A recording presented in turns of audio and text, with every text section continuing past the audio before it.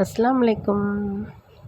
Regina கிச்சனில் இப்போ என்ன பார்க்க போகிறோம்னா, ஈரல் கிரேவி தான் பார்க்க போகிறோம். நான் ஈரல் செட்டாகவே வாங்கியிருக்கேன். இதை இப்போ கட் பண்ணிவிட்டு காமிக்கிறேன்.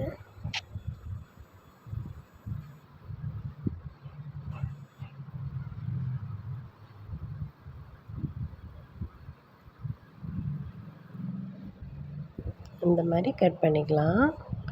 நல்லா பொடியாக கட் பண்ணிங்கன்னா தான் நல்லாயிருக்கும்.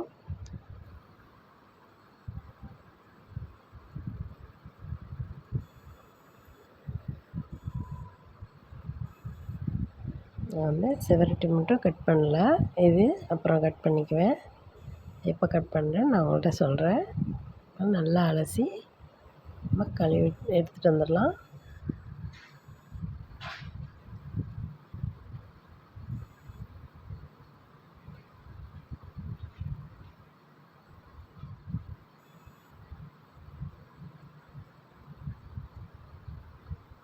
அது 1க்கு 2 தாட்டி அலசிட்டிங்கன்னா நல்லா கவுச்சி வாசம் போயிடும்.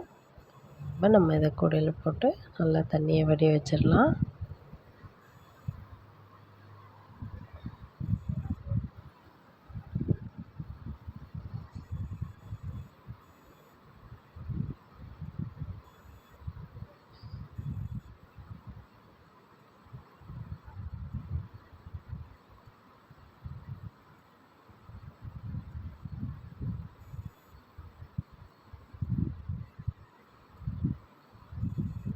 இப்போ நம்ம கிரேவி எப்படி வைக்கிறதுன்னு பார்க்கலாம். குக்கரில் ஆயில் கொஞ்சம் ஊற்றிக்கலாம்.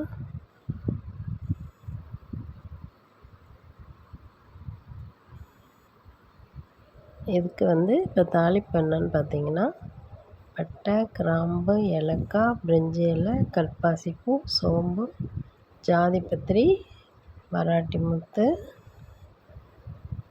நட்சத்திர சோம்பு எல்லாம் போட்டு நல்லா தாளிச்சிக்கலாம்.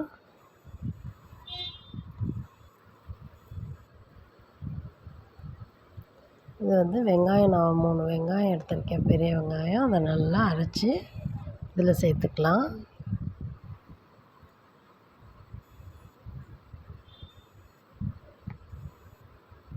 இப்போ வந்து இஞ்சி பூண்டு பேஸ்ட்டு போட்டுக்கலாம்.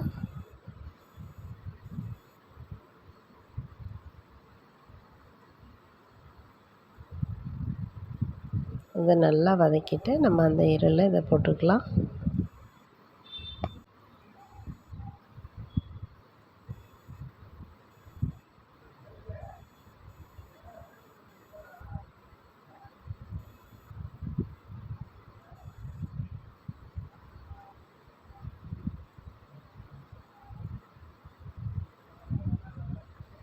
இந்த ஈரலை போட்டு நல்லா வதக்கி விட்டுட்டு நம்ம இதுக்குண்டான மசாலாவை போட்டுக்கலாம்.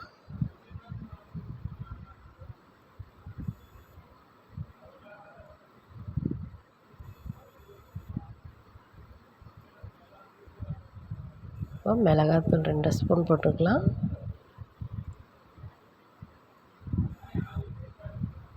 இந்த மாதிரி ஈரல் கிரேவிக்கெல்லாம் நம்ம கொஞ்சம் காரம் தூக்கலாக போட்டால் தான் அந்த கவுச்சி வாசம் இல்லாமல் நல்லாயிருக்கும். மல்லித்தூள் 2 ஸ்பூன் போட்டுக்கலாம். இப்போ வந்து மட்டன் மசாலா போட்டுக்கலாம்.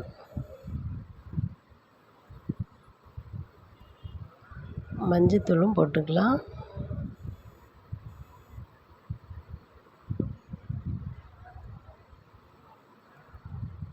பச்சை மிளகாய், இப்போ நம்ம அரைச்ச தக்காளியும் போட்டுக்கலாம். நான் ஒரு மீடியமான பழம் 4 பழம் எடுத்து அரைச்சிருக்கேன், அதையும் சேர்த்துக்கலாம். இப்போ வந்து கருவேப்பிலை, கொத்தமல்லியும் இதிலே போட்டுக்கலாம். இதை நல்லா கலந்து விடுங்க. கொஞ்சம் சிம் பண்ணிவிட்டு நல்லா அந்த சுட்டிலே கலந்து விடுங்க, தண்ணி விட்ற வரைக்கும்.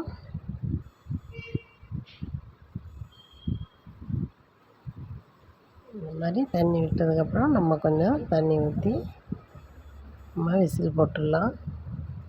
நம்ம கறி வேக வைக்கிற அளவுக்கு தான் ஒரு 4 விசில் வச்சா போதும்.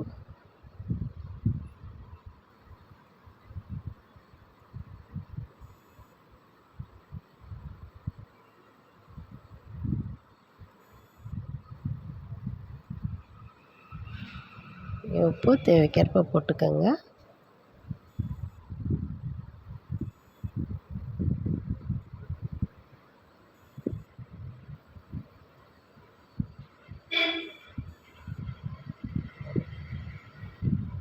இது 4 விசில் வந்துருச்சு.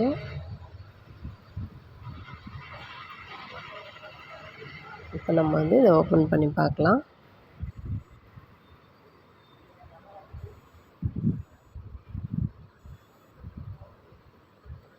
நல்லா சூப்பராக ரெடி ஆயிடுச்சு. இப்போ இது திக்னஸ் பார்த்துக்கலாம். தண்ணியாக இருந்தால் கொஞ்சம் சிம்மில் வச்சு கொதிக்க வைக்கலாம். எனக்கு வந்து கரெக்டாக இருக்குது. இதை கொஞ்சம் அப்படியே சிம்மில் ரெஸ்ட்டில் விட்டுட்டோம்னா அப்புறம் எப்படி இருக்குன்னு பார்க்கலாம்.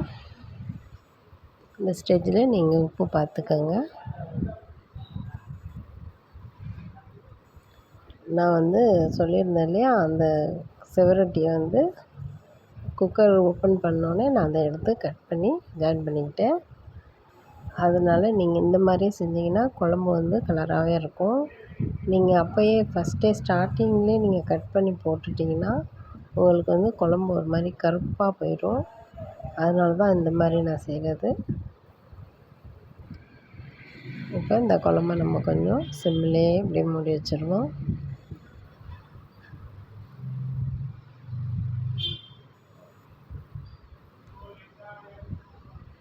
இப்போ வந்து எப்படி இருக்குன்னு பார்க்கலாம் வாங்க. நல்லா சூப்பராக ரெடி ஆயிடுச்சு. இந்த குழம்புக்கு பரோட்டா சப்பாத்திலாம் இருந்தால் நல்லா சூப்பராக இருக்கும். இதே மாதிரி நீங்கள் வீட்டில் செஞ்சு பார்த்துட்டு எனக்கு எப்படி வந்துச்சுன்னு கமெண்டில் சொல்லுங்கள். என் வீடியோ பிடிச்சிருந்தா லைக் பண்ணுங்கள், ஷேர் பண்ணுங்கள், மறக்காமல் சப்ஸ்கிரைப் பண்ணுங்கள். ஓகே, பாய். அஸ்ஸலாமு அலைக்கும்.